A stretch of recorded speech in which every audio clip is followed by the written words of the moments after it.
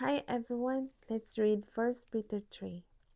In the same way, wives, submit yourself to your own husbands, so that even if some disobey the word, they may be won over without a word by the way their wives live, when they observe your pure, reverent lives.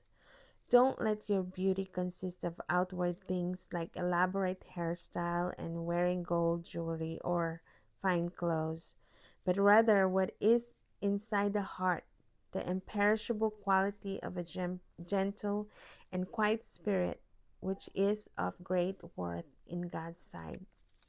For in the past, the holy women who put their hope in God also adorned themselves in this way, submitting to their own husbands, just as Sarah obeyed Abraham, calling him Lord. You have become her children when you do what is good and do not fear any intimidation. Husbands, in the same way, live with your wives in an understanding way as with a weaker partner, showing them honor as co-heirs of the grace of life, so that your prayers will not be hindered. Finally, all of you be like-minded and sympathetic, love one another and be compassionate and humble, not paying back evil for evil or insult for insult, but on the contrary, giving a blessing, since you were called for this, so that you may inherit a blessing.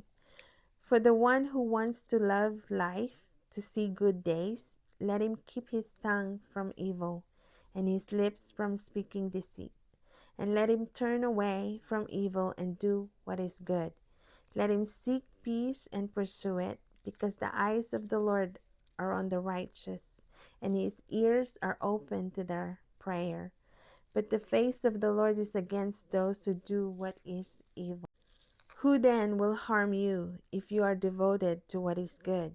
But even if you should suffer for righteousness, you are blessed.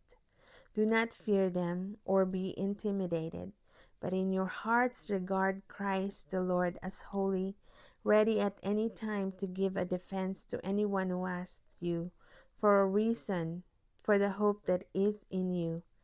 Yet do this with gentleness and reverence, keeping a clear conscience, so that when you are accused, those who disparage your good conduct in Christ will be put to shame. For it is better to suffer for doing good, if that should be God's will, than for doing evil. For Christ also suffered for sins once for all, the righteous for the unrighteous, that he might bring you to God. He was put to death in the flesh, but made alive by the Spirit, in which he also went and made proclamation to the spirits in prison, who in the past were disobedient, when God patiently waited in the days of Noah, while the ark was being prepared. In it a few, that is, 8 people, were saved through water.